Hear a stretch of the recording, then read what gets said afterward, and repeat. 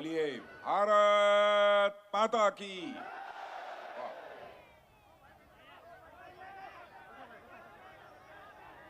इस क्षेत्र के कैंडिडेट श्री मनोज टिग्गा,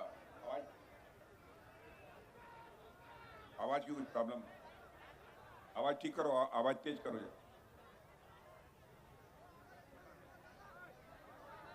श्री मनोज टिग्गा, यहाँ के कैंडिडेट श्री निखिल रंजन राय, cluster in charge Shri Vishal Lama, MLA Shri Alok मित्रा, कन्वीनर श्री नारायण मनोज मानव लामा, श्रीमती कविता करकटा, श्री मिथुन दास, श्री राजेश बारला, श्री कृपा शंकर जायसवाल, श्री राजेश छत्री, श्री उत्तम लामा, श्री रुद्र मंडल, श्री अभिनारायण शर्मा, श्री विकास मित्रा, श्री विमल महाली और इस सभा में मौजूद मेरे अलीपुरद्वार के सभी सम्मानित बहनों एवं भाइयों, पहली बार इस स्थान पर इसी सभा को संबोधित करने के लिए आप सबके सामने मैं खड़ा हुआ हूं। पहली बार आया हूं, फिर भी आप लोगों ने बहुत ही गर्मजोशी के साथ मेरा स्वागत किया है, मेरा अभिनंदन किया है।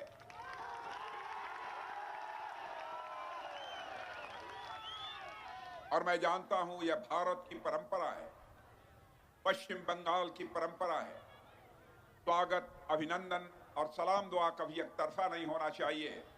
इसलिए मैं भी अपनी तरफ से आप सभी बहनों भाइयों का हार्दिक अभिनंदन करता हूं, आप सभी का मैं स्वागत करता हूं। और साथ ही अलीपुरद्वार की धरती पर खड़े होकर पश्चिमी बंगाल की 10 करोड़ जनता का भी मैं अभिनंदन करना चाहता हूं।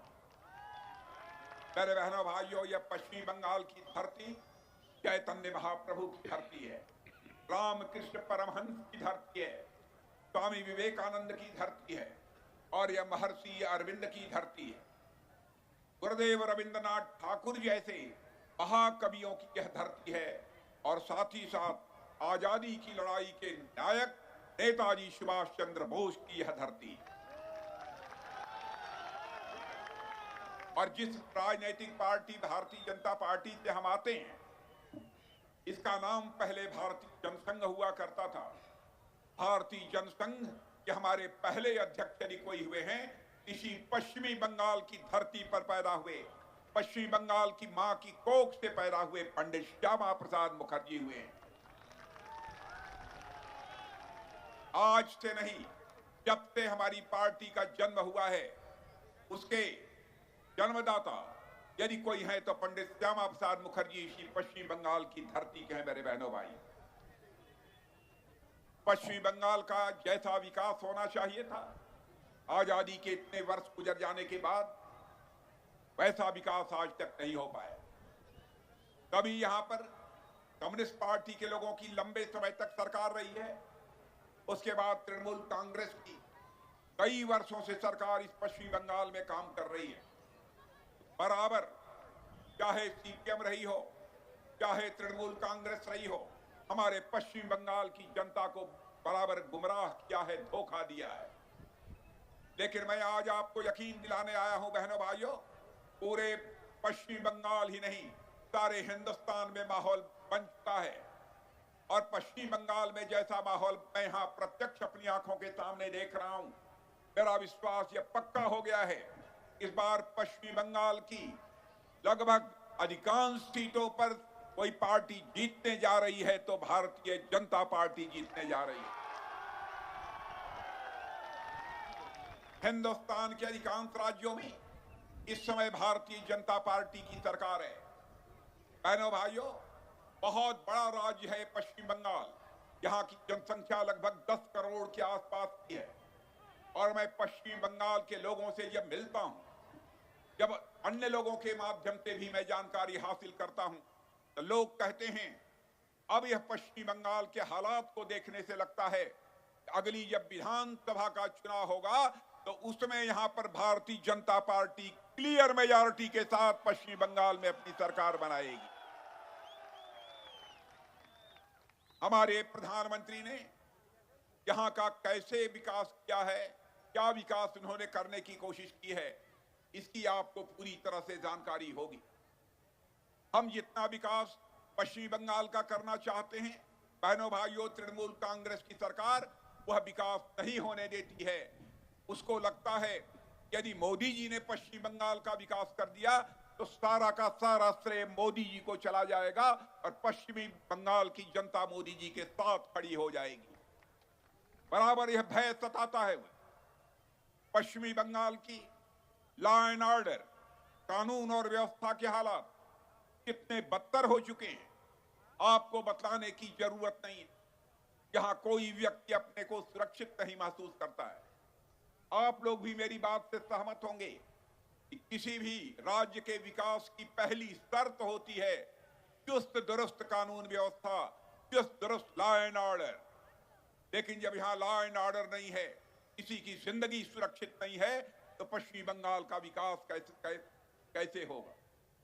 मैं आपको कहना चाहता हूं, एक बार इस चुनाव में आप हमारे बड़ी संख्या में सांसदों को चुनकर भेजिए। उसके बाद विधानसभा का चुनाव होता है, भारतीय जनता पार्टी की सरकार बनाइए। हम देखेंगे किस गुंडे बदमाश पे हिम्मत है कि हमारे एक भी बंगाल के भाई के ऊपर हाथ उठा पाता है। और मैं आज ही उन गुंडों को सचेत करके जाना चाहता हूं, बहनों भाइयों, जो आपके ऊपर जुल्म ढाते हैं, जो तोलाबाजी करते हैं, उन तोलाबाजियों को भी बतलाना चाहता हूं, तुम लोग बाहर नहीं रहोगे। जिस दिन भारतीय जनता पार्टी की सरकार बन जाएगी, तुम्हारा स्थान, तुम्हारा घर नहीं होगा, सरकार की जेल होगी। बहनों भाइयों, एक भी तोलाबाज नहीं बचेगा। मुझे मालूम है इस टीएमसी की सरकार के रहते हुए किस तरीके से कटबनी ली जाती है। हर चीज में कटबनी। यहां पर कभी राशन घोटाला के बारे में सुना जाता है, कभी टीचर भर्ती घोटाले के बारे में सुना जाता है। अभी हाल में ही आपने देखा भ्रष्टाचारियों के ऊपर ईडी ने जब कार्रवाई की है और उनकी 3000 करोड़ की संपत्ति को जब्त किया है। यहां के टीचर्स की भर्ती में जो घोटाला हुआ है, मैं यकीन दिलाना चाहता हूं, पक्की जानकारी यदि हम लोगों को मिल जाएगी सरकार बनने के बाद, जिन जिन लोगों से पैसा लेकर भर्ती की गई है, बहनों भाइयों, अथवा जिनके साथ जिनका पैसा लिया गया है, उन पैसों को भी भ्रष्टाचारियों की जेब से निकालकर हम उनकी जेब में डालेंगे। वही हमारे प्रधानमंत्री का संकल्प है।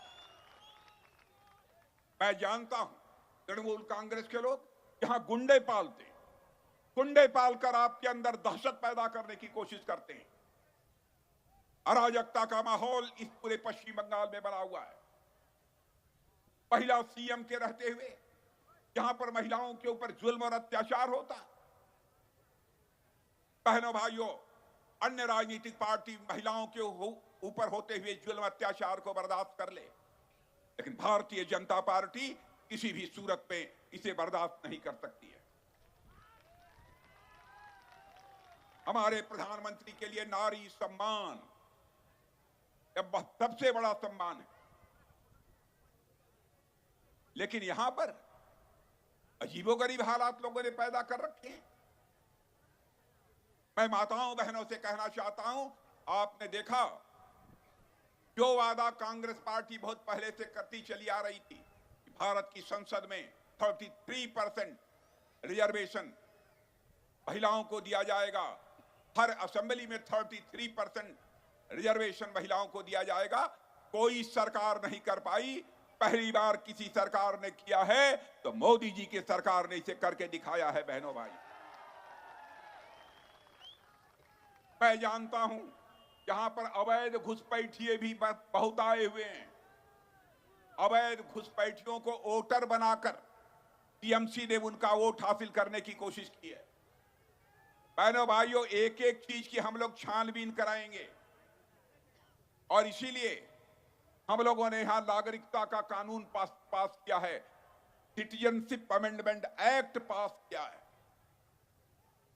और ऐसे लोगों की छानबीन होगी जो गलत तरीके से नागरिक बने।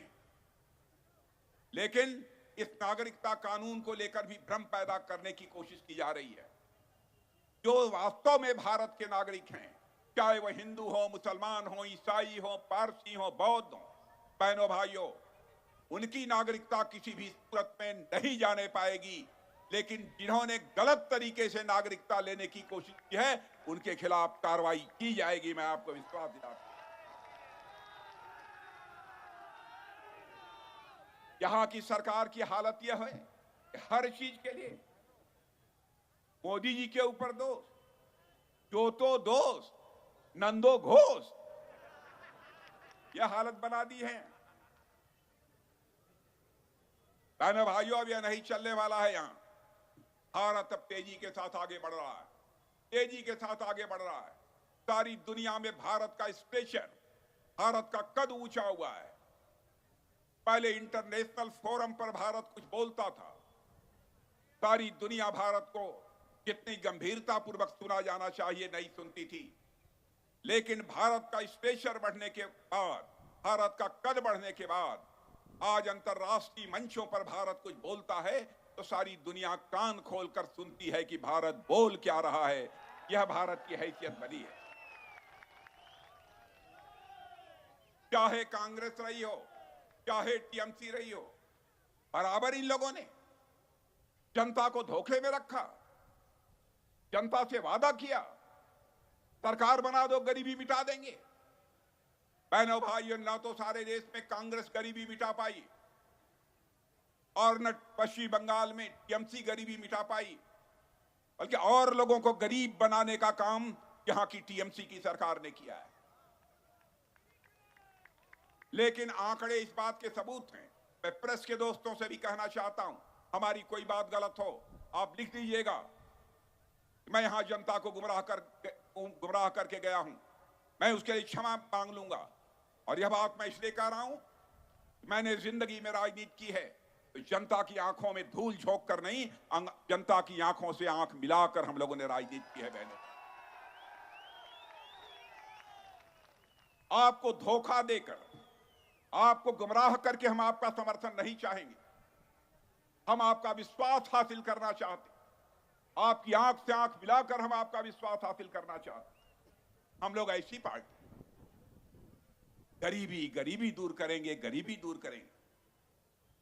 कांग्रेस के लोग, नेहरू जी भी कहा करते थे गरीबी दूर करेंगे, इंदिरा जी भी कहती थी गरीबी दूर करेंगे, राजीव गांधी भी कहते रहे गरीबी दूर करेंगे, किसी ने नहीं किया। लेकिन करिश्मा करके दिखाया है तो आज के भारत के प्रधानमंत्री नरेंद्र मोदी ने करके दिखाया। यह मेरा आंकड़ा नहीं है, नीति आयोग ने और बहुत सारी जो फाइनेंशियल फर्म्स हैं उन्होंने यह दावा किया है। भारत के प्रधानमंत्री मोदी जी ने 8-9 वर्षों के अंदर हिंदुस्तान में करिश्मा कर दिया है। 25 करोड़ लोगों को गरीबी रेखा से बाहर करने में कामयाबी हासिल की है। बहनों भाइयों, जो काम आज तक कोई नहीं कर पाया, जो काम आज तक कोई नहीं कर पाया, वो हमारे प्रधानमंत्री ने किया है। मैं आपको याद दिलाना चाहता हूं, कोरोना का संकट पैदा हुआ था। कोरोना के संकट के दौरान भी जिस मुस्तैदी के साथ हमारे प्रधानमंत्री ने काम किया है, उसका मुकाबला किया है। आप सभी अच्छी तरह परिचित, उसकी सराहना दुनिया के दूसरे देशों में भी हो रही है। मैं दावे के साथ कहता हूं, यहां भी जो आप सब सारे लोग बैठे हैं, कोरोना की वैक्सीन सबको 2 डोज या 3 डोज निश्चित रूप से लगी होगी। यदि लगी है तो जरा हाथ उठाइए, न लगी है तो मत बतलाइए। यह मोदी जी का करिश्मा।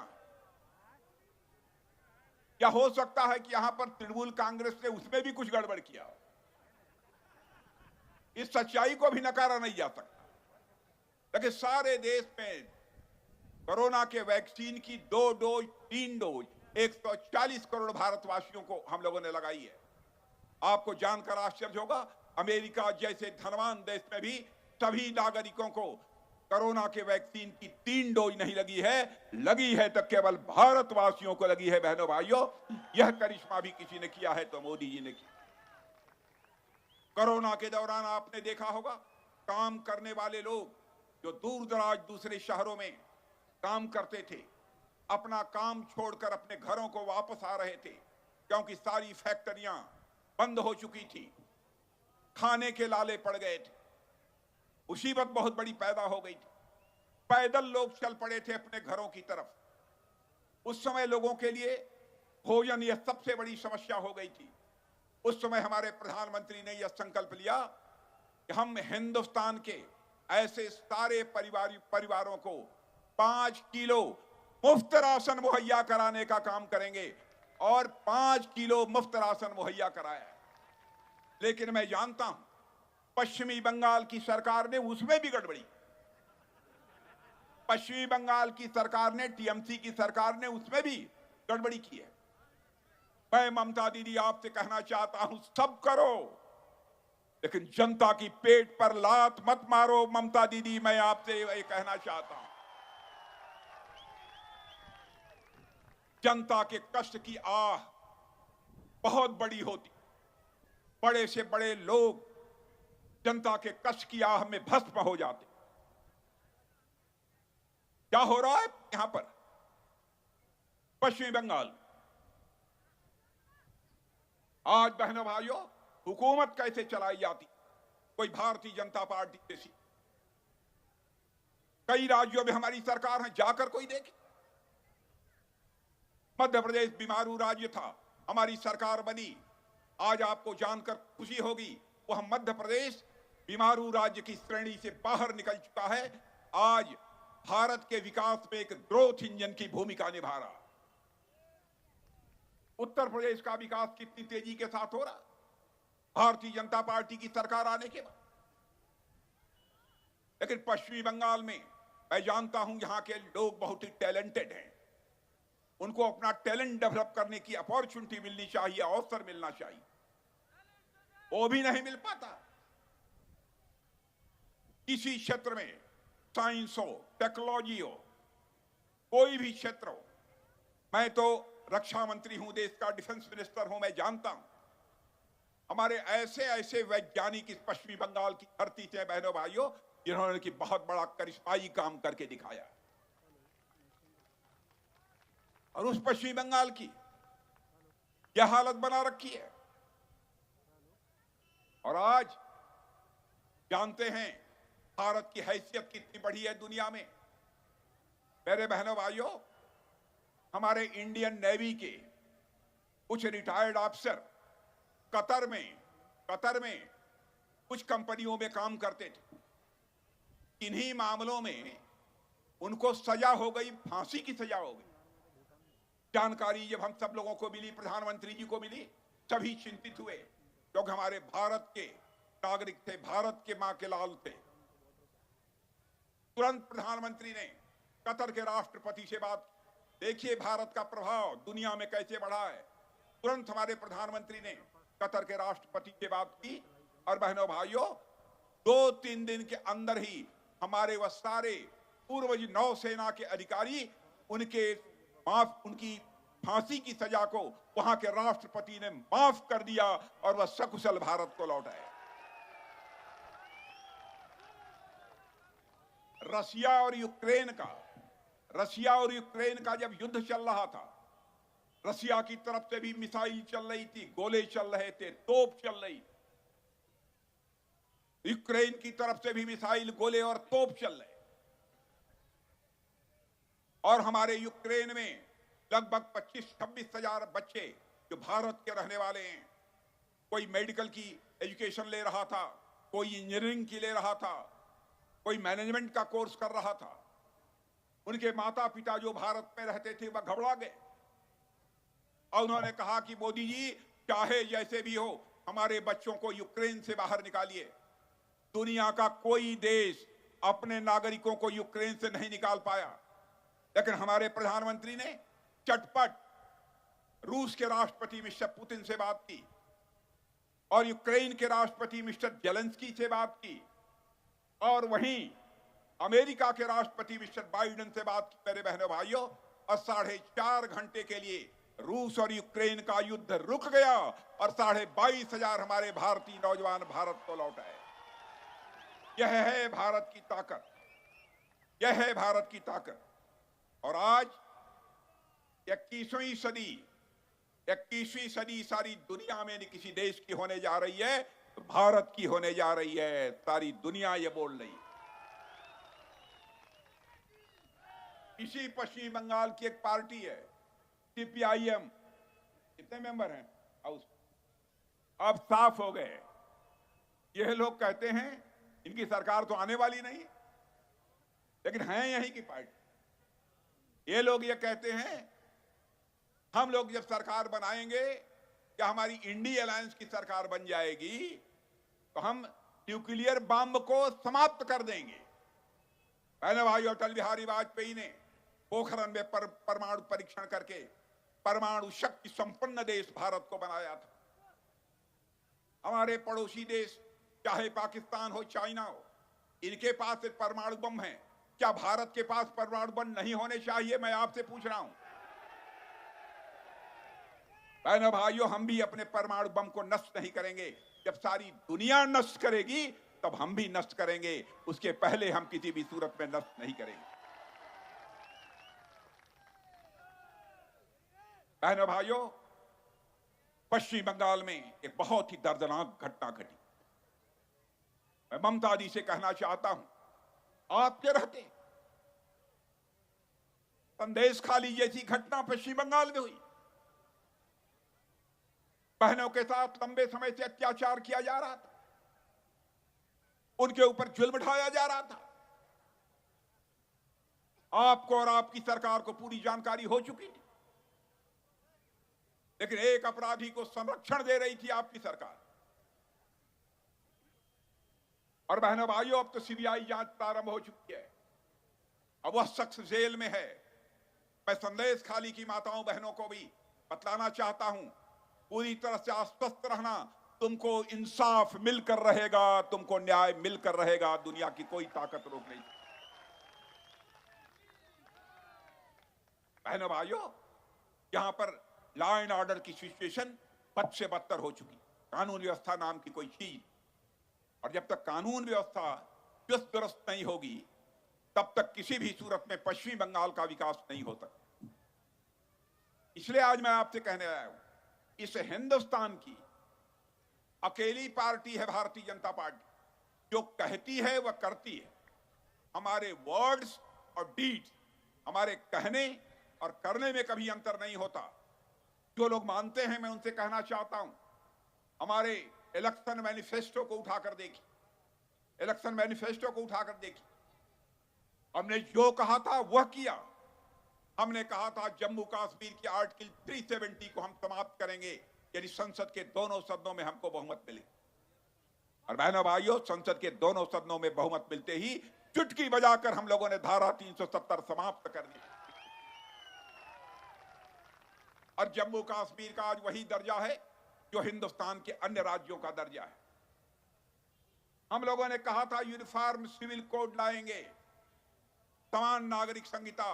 मैं कहकर जा रहा हूं पश्चिम बंगाल की धरती पर, इस बार हमारी सरकार बनने दो बहनों भाइयों, हम समान नागरिक संहिता, यूनिफॉर्म सिविल कोड लाएंगे, लाएंगे, लाएंगे। दुनिया की कोई ताकत नहीं रोक। हम लोगों ने कहा था हमारी सरकार बनेगी तो अयोध्या की धरती पर भव्य राम का मंदिर बनकर रहेगा। जब राम मंदिर का आंदोलन चल रहा था, हम लोग नारे लगाते थे, राम लला हम आएंगे, मंदिर यहीं बनाएंगे। हमारे विरोधी लोग कहते थे लेकिन तारीख नहीं बताएंगे। बहनों भाइयों, देखा आपने, वह 22 जनवरी का दिन आ गया, अयोध्या की धरती पर भव्य राम का मंदिर बनकर तैयार हो गया। और 22 जनवरी को हमारे प्रधानमंत्री ने राम लला की प्राण प्रतिष्ठा भी कर दी। और आज आपको मैं कहना चाहता हूं, भगवान राम, राम लला अपनी कुटिया, अपनी झोपड़ी से निकलकर अपने महल में पहुंच चुके हैं। बहनों भाइयों, अब भारत में राम राज्य का आगाज होकर रहेगा, मुझे पक्का विश्वास।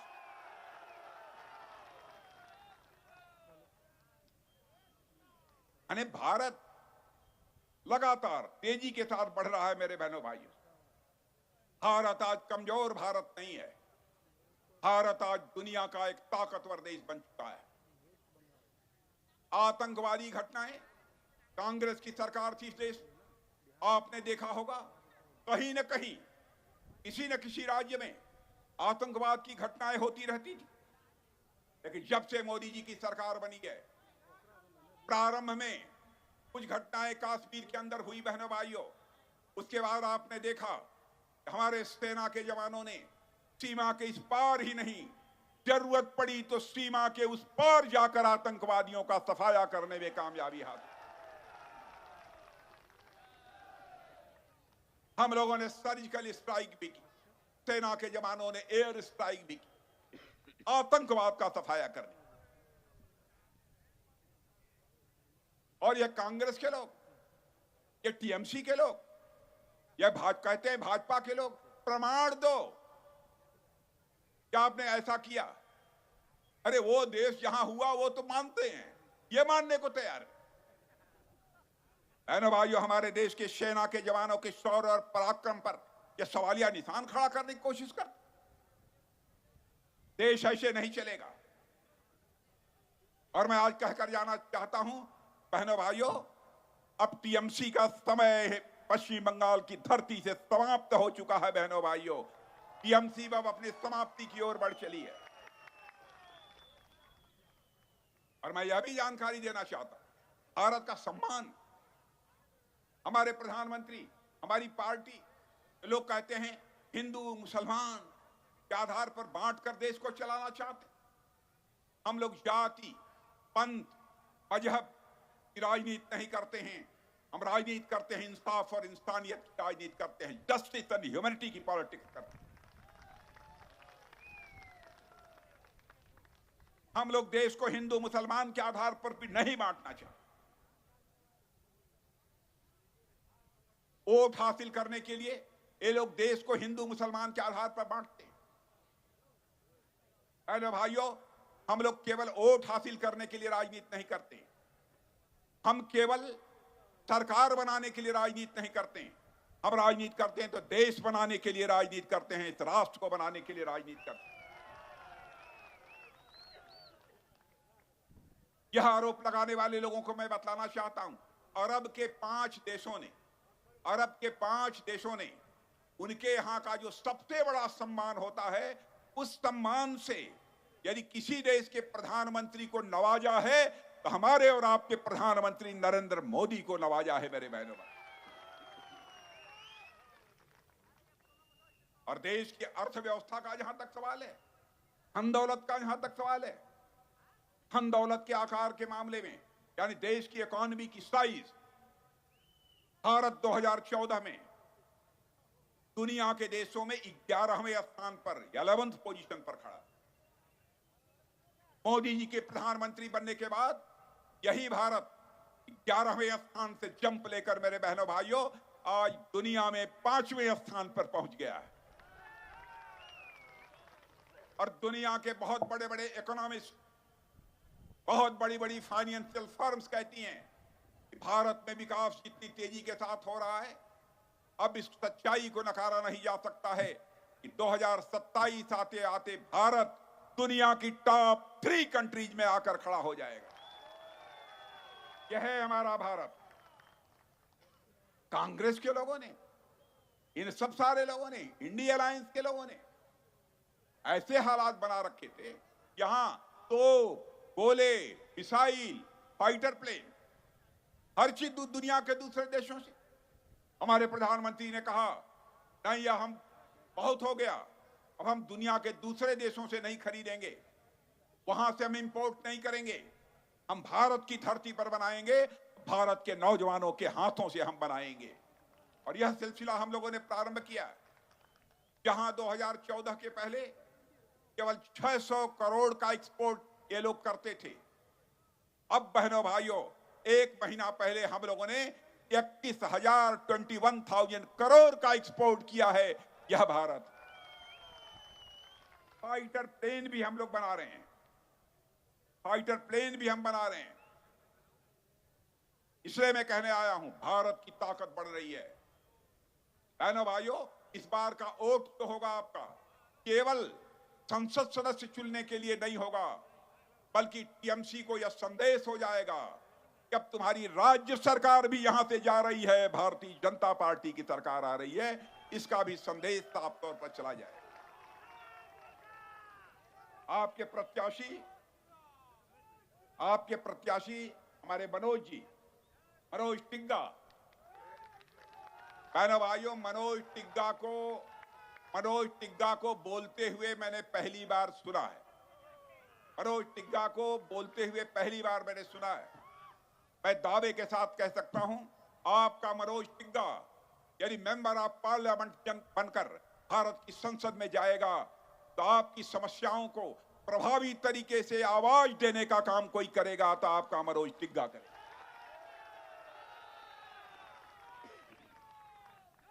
इसलिए मनोज टिग्गा को कमल के फूल का बटन दबाकर भारी मतों से विजय दिलाएं, यही अपील करने के लिए आया हूं और यही मोदी जी का संदेश लेकर आया हूं। और मैं कहना चाहता हूं, जिन लोगों को पक्का घर अभी तक नहीं दिया है, हम लोगों ने पैसा दे दिया, सब कुछ किया, राज्य सरकार ने जिनको अभी तक पक्का घर नहीं दिया है उनको पक्का घर हमारी सरकार आने के बाद मिलेगा। मेरे बहनों भाइयों, माताओं बहनों को यकीन दिलाना चाहता हूं, नल के माध्यम से हर घर में हम जल पहुंचाएंगे।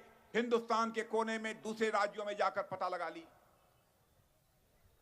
हम 5 लाख रुपए तक आयुष्मान भारत योजना के अंतर्गत अपने गरीबों को हम मुफ्त इलाज की व्यवस्था, 5 लाख रुपए तक का मुफ्त इलाज होगा आयुष्मान भारत योजना के अंतर्गत। और आज चुनावी घोषणा पत्र जारी हुआ है, इलेक्शन मैनिफेस्टो। प्रधानमंत्री जी ने इलेक्शन मैनिफेस्टो कमेटी का चेयरमैन मुझे ही बनाया था, आज ही उसका विमोचन हुआ है। और उसमें साफ तौर पर हम लोगों ने कहा है, चाहे कोई किसी जाति की हो, चाहे कोई इनकम ग्रुप का हो, जिसकी उम्र 70 के ऊपर हो गई है उसे भी आयुष्मान भारत की सुविधा उपलब्ध कराई जाएगी, यानी 5 लाख रुपए तक का उसका मुफ्त इलाज किया जाए। जिस परिवार के घरों में अभी तक एलपीजी गैस सिलेंडर नहीं पहुंची है, उनको मुफ्त में एलपीजी गैस सिलेंडर मुहैया कराया जाएगा इस पश्चिम बंगाल में भी। मैं जानता हूं बहुत अन्याय हुआ है, यहां के लोगों से पर जुल्म हुआ है, हमारे प्रधानमंत्री की योजनाओं को यहां तक नहीं पहुंचाया गया। हम लोगों ने स्ट्रीट वेंडर्स तक की चिंता की है। अभी तक बैंक से जो उनको 50,000 रुपया मिलता था उसको बढ़ाकर हम लोगों ने फैसला किया है कि हम इसको 2 गुना करेंगे। आज हम लोगों ने घोषणा की, नौजवानों को भी जो लोन मिलता था उसे भी बढ़ाने का फैसला किया है। अब लंबी चौड़ी बात आपसे नहीं करना चाहता, इसीलिए यदि पश्चिमी बंगाल का भविष्य बनाना चाहते हैं बहनों भाइयों, यहाँ की टीएमसी सरकार जानी चाहिए और भारतीय जनता पार्टी की सरकार यहाँ आनी चाहिए। और संसद की सभी सीटों पर भारतीय जनता पार्टी की विजय पताका फहराकर बड़ी संख्या में सांसदों को भारत की संसद में भेजिए, यही अपील करते हुए और आप सभी को धन्यवाद देते हुए अपना निवेदन समाप्त करता हूं। आप सबको बहुत बहुत धन्यवाद। एक बार सभी लोग यहाँ तेजी से आवाज लगाइए, बोलिए भारत माता की, भारत माता की।